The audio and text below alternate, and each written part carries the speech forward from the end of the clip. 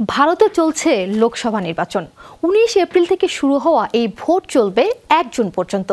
ধাপে ধাপে চলছে ভোট গ্রহণ, যার মধ্যে 20 মে সোমবার মুম্বাই অনুষ্ঠিত হয়েছে পঞ্চম ধাপের ভোট।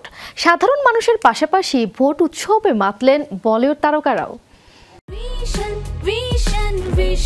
100% কপার কন্ডেন্সারে তৈরি ভিশন ফ্রিজ, তাই গুণে মানে অটুট থাকে বছরের পর বছর। 20 মে সোমবার দিনভর জমিয়ে ভোট দিলেন বলিউডের তারকারা। রণবীর সিং, দীপিকা পাডুকোন থেকে বরুণ ধাওয়ান, জাহ্নবী কাপুর, কারিনা সাইফ, ধর্মেন্দ্র, সালমান খানের বাবা সেলিম খান, শাহরুখ খানদের দেখা গেল নির্বাচনে শামিল হতে। মেরা ভারত जो है वो विकसित रहे, वो मजबूत रहे। কানাডার নাগরিকত্ব ছেড়ে ভারতীয় নাগরিকত্ব পাওয়ার পর এবার প্রথমবারের মতো ভোট দিলেন অক্ষয় কুমার। গত বছর স্বাধীনতা দিবসে ভারতের নাগরিকত্ব পান খিলাড়ি। এদিন সকাল সকাল ভোট দিতে আসেন তিনি, সঙ্গে শাশুড়ি ডিম্পল কাবাডিয়া। ভোট দেওয়ার পর দুজনই রওনা দেন লন্ডনে। শুটিংয়ে যাওয়ার আগে এসে ভোট দিয়ে গেলেন শ্রীদেবী কন্যা জাহ্নবী কাপুরও। গোলাপি সালোয়ার কামিজে বেশ সেজেগুজে এসেছিলেন তিনি।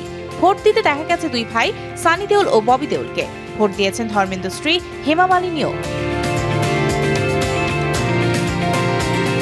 এদিন মা বোনকে নিয়ে নতুন গাড়িতে চেপে ভোট দিতে এসেছিলেন শিল্পা শেঠি, রেখা থেকে শুরু করে শ্রদ্ধা কাপুর। এ প্রজন্মের অনন্যা পান্ডেরাও মিস করেননি পছন্দের প্রার্থীকে ভোট দেয়া। বলিউডের মিস্টার পারফেকশনিস্ট আমির খান সঙ্গে করে এনেছিলেন প্রাক্তন স্ত্রী কিরণ রাওকে। একসঙ্গে এসেছিলেন দীপিকা পাডুকোন আর রণবীর সিংও। প্রথমবার ক্যামেরার সামনে বেবি বাম্পে ধরা দিলেন অভিনেত্রী। বিগত কয়েকদিন ধরে তারকারা ভোট দেওয়ার ডাক দিয়ে আসছেন। বারবার প্রচার করা হচ্ছে যাতে মুম্বাইয়ের মানুষ এগিয়ে এসে সরকার নির্বাচনে উদ্যোগী হয়। পথ প্রদর্শক হিসেবে তারকারাও শামিল হলেন নির্বাচনে। Mario Sen, showbiz tonight.